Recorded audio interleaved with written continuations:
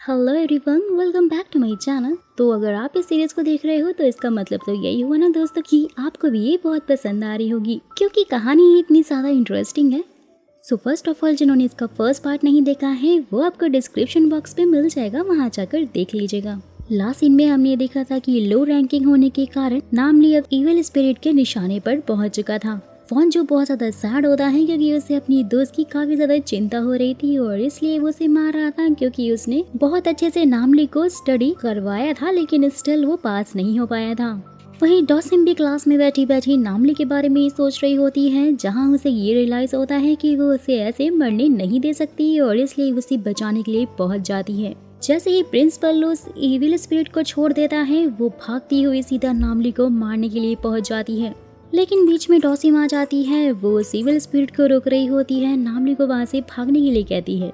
डॉसिम और उस evil spirit के बीच में जबरदस्त फाइट होती है, लेकिन इसमें डॉसिम हार जाती है और वो बेहोश हो जाती है। वॉन जो अपने दोस्त को लेकर भागता है और वो लोग सीधा एक लिफ्ट में पहुंच जाते हैं, जहाँ वो सुकून की सांस तो लेते हैं, लेकिन जैसे ही वो देखते हैं कि वहाँ एक बंदे कोई डार्क स्पिरिट ने ऑलरेडी अपने वश में रखा हुआ था, वो वॉन्जो और नामली दोनों को मारने लग जाता है। लेकिन वॉन्जो को ये कहते हुए छोड़ देता है कि मेरे निशाने पर तुम नहीं बल्कि ये नामली है जिसकी लो रैंकिंग है और इसलिए मेरे सामने से हट जाओ। लेकिन वॉन्जो वहाँ से नहीं हट रहा होता है, जहाँ पर तभी डॉसिम पहुँच जाती है। वो इविल स्पिरिट उसे देखकर जोर जोर से हंसती है, बोलती है कि मेरे सामने तुम बिल्कुल वीक हो और तुम वैसे भी अकेले कुछ भी नहीं कर सकती। लेकिन डॉसिम भी बहुत ज्यादा स्मार्ट थी, वो अपने साथ में बहुत सारी आत्माओं को लेकर आई थी।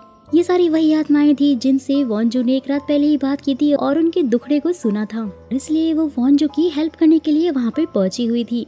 जिसके बाद उन सब में जबरदस्त फाइट होती है और फाइनली वो लोग नामली को बचाकर वहाँ से ले आते हैं। डॉसिम भी जान चुकी थी कि ये डार्क स्पिरिट कोई और नहीं बल्कि वही है जिससे उसका बचपन में सामना हुआ था और इसने जैंग को मारा था। वो लोग ये सोच रहे होते हैं कि आखिरकार इस डार्क स्पिरिट को रिहा किसने किया होगा, लेकिन वो तो जानते ही नहीं थे कि इन सबके पीछे कोई और नहीं बल्कि उनके स्कूल के प्रिंसिपल हैं। वही नामली भी भूत प्रेत और स्पिरिट्स की बात सुनकर बहुत ज्यादा डर चुका था।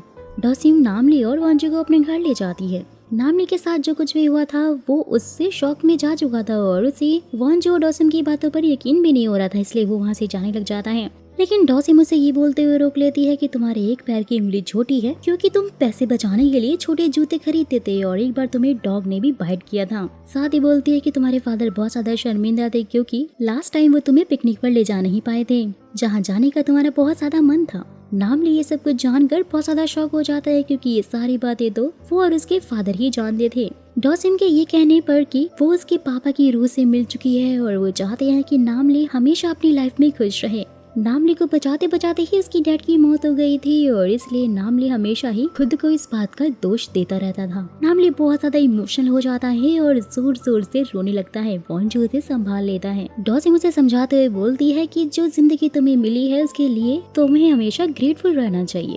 जिसके बाद वॉन्जो डॉसिम दोनों बाहर आ जाते हैं, जहाँ वॉन्जो बोलते हैं कि मैं ये तो नहीं जानता कि नामली के साथ में मेरा रिश्ता गहरा है फिर या नहीं, लेकिन वो मेरा बहुत अच्छा दोस्त है और मैं उसे खो नहीं सकता। ये सुनते ही डॉसिम उसे बताती है कि तुम दोनों इस जन्म में इतने अच्छे दोस्त इसलिए हो क्योंकि पास्ट लाइफ में तुम दोनों भाई बहन थे। ये जानने के बाद तो वॉन्जो और भी ज्यादा हैरान हो जाता है कि डॉसिम पास्ट लाइफ भी देख सकती है। साथ ही बोलता है कि फिर तो मैं जरूर भाई रहूंगा क्योंकि मैंने हमेशा से ही उसकी केयर की है, जहाँ डॉसिम हंसते हुए बोलती है कि नहीं, तुम उसकी छोटी बहन थी। ये सुनते ही वॉन्जो और भी ज्यादा हैरान हो जाता है, बोलता है कि ठीक है जो भी है, ये बात प्लीज नामली को मत बताना वरना मुझ पे बहुत ज्यादा हंसेगा। साथ ही उससे कहता है कि अगर तुम पास्ट देख सकती हो तो इसका मतलब कि तुम फ्यूचर भी देख सकती होगी। डॉसिम उसे बोलती है कि अपनी आईज क्लोज करो और मुझे बताओ कि तुम्हें क्या दिख रहा है। सब कुछ अंधेरा होगा ना, जिसका साफ मतलब है वॉन्जो कि हम फ्यूचर नहीं देख सकते हैं। हमारा फ्यूचर हमेशा हमारे प्रेजेंट पर डिपेंड करता है, यानी कि जो कुछ भी हम अपनी प्रेजेंट लाइफ में करते हैं उसी से हमारा फ्यूचर बनता है। वॉन्जो भी मुस्कुराते हुए बोलता है लेकिन जब भी मैं अपनी आंखें बंद करता हूँ मुझे हमेशा तुम ही दिखाई देती हो, तो क्या इसका मतलब ये हुआ कि मेरे फ्यूचर में हम दोनों साथ होने वाले हैं। ये बोलकर वो मुस्कुराने लग जाता है।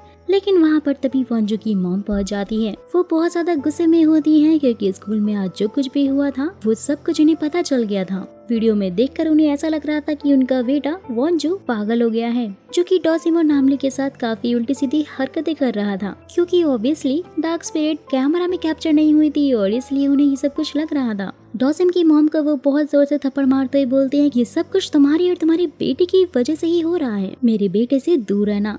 ये देखते ही डॉसिम को बहुत ज्यादा गुस्सा आता है और वो वॉन्जो और उसकी मॉम को वहाँ से जाने के लिए बोल देती है। वहीं दूसरी तरफ नामली जब अपने घर जा रहा होता है तो वही डार्क स्पिरिट दोबारा से उसको अपने वश में कर लेती है। डॉसिम और वॉन्जो को भी ये इस बारे में सब कुछ पता चल चुका था, जिसके बाद डॉसिम ग्रैनी के स्पेशल एक्स निकालती है, जिससे ग्रैनी सारी बुरी आत्माओं का खात्मा किया करती थी और वो नामली को बचाने के लिए पहुंच जाती है। वो सीधा वहाँ पे पहुँचते हैं नामली को बचाने के लिए।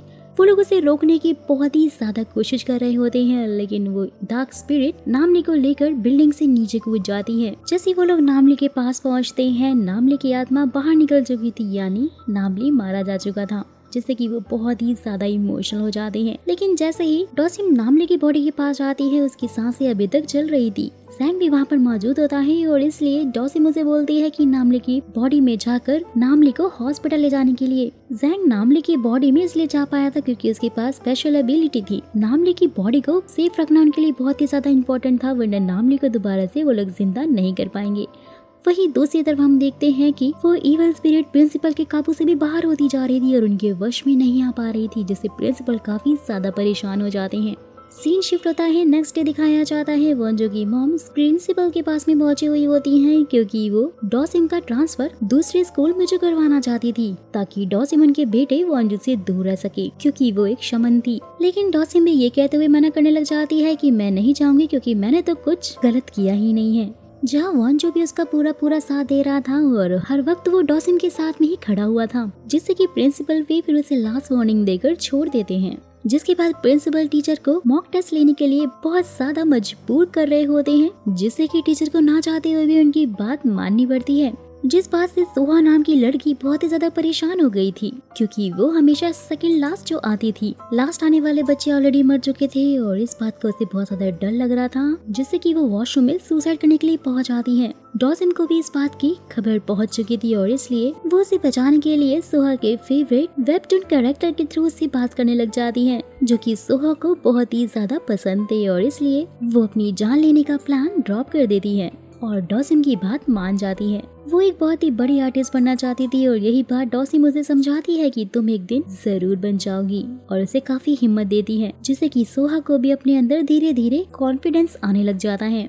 सीन शिफ्ट होता है, जैंग डॉसिम से मिलने के लिए उसके घर के पास पहुंचा हुआ होता है, जो कि उसे बताता है कि उस इविल स्पिरिट को कंट्रोल करने वाला कोई और नहीं बल्कि उसके स्कूल में से ही कोई है। लेकिन दोस्तों, जैसा कि हम जानते हैं कि जैंग की मेमोरी बहुत ज्यादा वीक थी और इसलिए उसे अपनी मॉम का चेहरा भी याद नहीं था। वो भूल जाता है कि वो इंसान कोई और नहीं बल्कि डॉसिम का प्रिंसिपल ही है।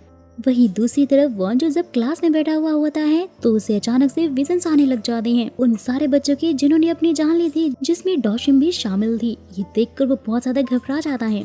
साथ ही उसे स्कूल के नीचे बेसमेंट में बने एक सीक्रेट रूम के बारे में भी अपने विजन से सब कुछ पता चल जाता है, जिसके बाद वो डॉसिम को भी ये सब कुछ बताने लग जाता है और उसे लेकर मेंटोर के पास पहुंच जाता है। डॉसिम और वॉन्जो के मेंटोर सब कुछ अच्छे से जानते थे और सब कुछ समझते थे कि उनके स्कूल में जो कुछ भी हो रहा है वो बिल्कुल भी ठीक नहीं है। हर हाल में उन्हें उस डार्क स्पिरिट को हराना था और इसलिए वो भी उनका साथ देने के लिए रेडी हो जाते हैं।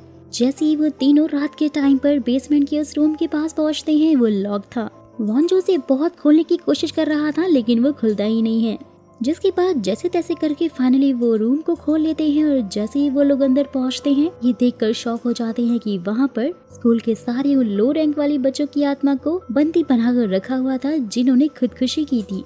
एंड लिटरली गाइस, ये मंजर बहुत ही ज्यादा डरावना था, जिसे देखते ही मुझे बहुत ज्यादा गूज़बम्प आ गए थे। तो वॉन्जो और डॉसिम भी ये सब कुछ देखकर काफी ज्यादा डर जाते हैं, लेकिन तभी अचानक से उन पर पीछे से हमला होता है, जो किसी और ने नहीं बल्कि उनके क्लास टीचर ने ही उन पे किया था, क्योंकि डार्क इविल स्पिरिट ने उन्हें अपने वश में जो कर लिया था। वहीं दूसरी तरफ जैंग भी स्कूल में पहुंचा हुआ था, जिसने नोटिस बोर्ड पर प्रिंसिपल की फोटो को देख लिया था और उसे सब कुछ याद आ जाता है। वो जोर जोर से डॉसिम को सच्चाई बताने लग जाता है, जहाँ पर तभी वो डार्क स्पिरिट आती है और उस पर हमला करने लग जाती है और वो अचानक से गायब हो जाता है। डॉसिम उसे देखकर बहुत रोने लग जाती है, क्योंकि उसे लग रहा था कि अब जैंग हमेशा के लिए गायब हो चुका है और उसने उसे उसकी मॉम से मिलाने का प्रॉमिस भी किया था।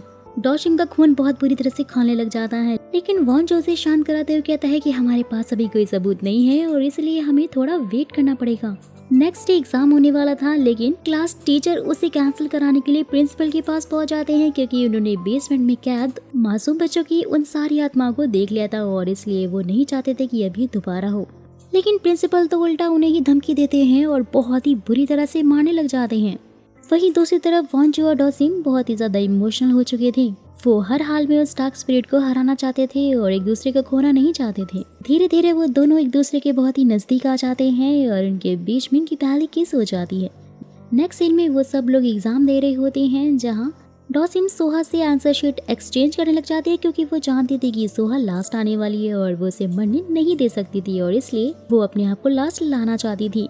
वॉन्जू भी सबको जान चुका था क्योंकि उसने अपने विजन में देखा था कि डॉसिम भी उन बच्चों में शामिल होने वाली है और इसलिए वो उसे मरने नहीं देना चाहता था। जोर जोर से शोर मचाकर बोलता है कि ये दोनों चीटिंग कर रहे हैं। डॉसिम को उसकी बात पे बहुत ज्यादा गुस्सा आता है, जिसके बाद वो उसे झगड़ा करने लग जाती है। बोलती है कि तुम बहुत ज्यादा सेल्फिश हो और सिर्फ अपने बारे में ही सोचते हो। सोहा का अब क्या होगा। सोहा भी वहाँ पे बहुत ज्यादा रो रही होती है। लेकिन दोस्तों, कहानी में सबसे बड़ा ट्विस्ट तो तब आता है जब रिजल्ट अनाउंस्ड होते हैं और इस बार लो रैंकिंग वाला बच्चा कोई और नहीं बल्कि वॉन्जू होता है। वॉन्जू नहीं चाहता था कि कोई और मरे, इसलिए उसने खुद को ही सैक्रिफाइस कर दिया था। क्योंकि ऑब्वियसली वो एक टॉपर है तो वो जानता था कि कौन से आंसर सही होने वाले हैं और इसलिए जानबूझकर उसने सारे गलत आंसर लिखे थे जिससे कि वो लो रैंकिंग में पहुंच जाए। ये जानने के बाद सब बहुत ज्यादा शॉक हो जाते हैं कि वॉन्जू जो कि टॉपर है वो इतनी लो रैंकिंग में कैसे पहुंच सकता है। वहीं दूसरी तरफ ऑफिस में जैसे ये बात प्रिंसिपल को मालूम पड़ती है, वो भी बहुत ज्यादा शॉक हो जाते हैं और वो डार्क स्पिरिट को रोकते हैं क्योंकि अब उसका अगला निशाना वॉन्जू ही होने वाला था। लेकिन जैसा कि हम जानते हैं कि वो इविल स्पिरिट अब बहुत ही ज्यादा स्ट्रॉन्ग हो चुका था। वो प्रिंसिपल की बात नहीं सुनता और वॉन्जू को मारने के लिए पहुंच जाता है। वहीं दूसरी तरफ डॉसिम बहुत ज्यादा दुखी होती है, सैड होती है। वॉन्जू को काफी सॉरी बोलते हुए कहती है कि मुझे माफ करना, मैं तुम्हें समझ नहीं पाई और तुम एक बहुत ही ज्यादा अच्छे इंसान हो। वॉन्जू भी उसे माफ करते हुए कहता है कि तुम्हें गिल्टी फील करने की जरूरत नहीं है, मैंने वही किया जो मुझे करना चाहिए था। दोनों फिर मिलकर प्लान बना रहे होते हैं कि आखिरकार वो इविल स्पिरिट को कैसे हरा सकते हैं। डॉसिम के पास बहुत सारे ऐसे वेपन्स थे ग्रैनी के जिन्हें उन्होंने स्पेल करके रखा हुआ था और वो उसका यूज सारी इविल स्पिरिट को मारने के लिए और उन्हें वहाँ से भगाने के लिए करती थी। वो लोग अपने सारे स्पेशल वेपन निकाल रहे होते हैं, जहाँ पर जू और सोहा भी पहुँच जाते हैं। सोहा भी उनकी हेल्प करना चाहती थी क्योंकि आखिरकार डॉसिम ने उसकी जान जो बचाई थी। पूरी प्लानिंग प्लॉटिंग करने के बाद वो लोग उस डार्क स्पिरिट से लड़ रहे होते हैं। दोस्तों, ये वही सीन है जो हमने कहानी की शुरुआत में देखा था। डार्क स्पिरिट और उन चारों स्टूडेंट्स के बीच जबरदस्त फाइट होती है। सोहा और जू भी उसे लड़ने की बहुत ज्यादा कोशिश कर रही होती है, लेकिन वो तो उन्हें भी हरा देती है। जिसके बाद वो वॉन्जू और डॉसिम को भी यहाँ वहाँ हर जगह पटक पटक कर मार रही होती है। वॉन्जू और डॉसिम साथ में एक स्पेल बोलते हैं जिससे कि वो रूथ थोड़ी देर के लिए वीक हो जाती है और वहाँ से भाग जाती है। जहाँ पर तभी प्रिंसिपल पहुँच जाते हैं। डॉसिम को बोलते हैं कि सारी फसाद की जड़ तुम हो, तुमने मेरा सारा प्लान चौपट कर दिया है। ये बोलकर वो उसके ऊपर हमला करने वाले होते हैं, लेकिन तभी वहाँ पर वॉन्जू पहुँच जाता है और डॉसिम को बचा लेता है। डिसबैलेंस होने की वजह से प्रिंसिपल भी स्टेयर से नीचे आकर गिर जाते हैं। डॉसिम और वॉन्जू के पास आते हैं। वो उनसे बात करने की बहुत ज्यादा कोशिश कर रहे होते हैं, जहाँ फाइनली गाइस ये राज रिवील होता है कि आखिरकार उन्होंने ये सब कुछ क्यों किया था। जहाँ पर फिर ये पता चलता है कि सालों पहले सोंगयोंग स्कूल कोरिया के वर्ल्ड स्कूल में काउंट होता था। कोई भी पेरेंट्स अपने बच्चे का एडमिशन स्कूल में नहीं करवाना चाहता था। स्कूल में पढ़ने वाले सारे बच्चे बहुत ज्यादा वीक थे, जिनके ग्रेड्स हमेशा लो आते थे, जिससे कि उनके स्कूल की बहुत ज्यादा बदनामी होती थी और उससे ज्यादा स्कूल के प्रिंसिपल का मजाक उड़ाया जाता था और उनकी रेपुटेशन बहुत ही ज्यादा डाउन हो गई थी। जिसकी बाद से उन्होंने डार्क और इविल स्पिरिट के बारे में बहुत ज्यादा रिसर्च वगैरह स्टार्ट कर दी थी, जिसमें उन्हें काफी इंटरेस्ट भी आने लग गया था और एक दिन वो डार्क स्पिरिट उनको मिल गई थी। जैसे कि हम सब जानते हैं दोस्तों कि कुछ पाने के लिए कुछ खोना पड़ता है और ऐसे ही यहाँ इस स्टोरी में भी हो रहा था। उस डार्क स्पिरिट ने प्रिंसिपल के साथ ये डील की थी कि वो जो चाहता है वो सब कुछ उसे मिल जाएगा, सारी reputation, wealth and respect, everything. लेकिन उसके लिए उसे ग्रैनी को मरवाना होगा, क्योंकि ग्रैनी एक शमन थी जो कि उस स्पिरिट की सबसे बड़ी दुश्मन थी और इसीलिए उन्होंने ग्रैनी को मार दिया था। जिसके बाद से वो डार्क स्पिरिट उनके कंट्रोल में हो गई थी, जिसकी हेल्प से वो सारे लो रैंकिंग वाले बच्चों को मरवा दिया करते थे, जिससे कि उनका स्कूल नंबर 1 बन जाए और जो बच्चे यहाँ पे पढ़ते हैं वो हाई रैंकिंग वाले हों।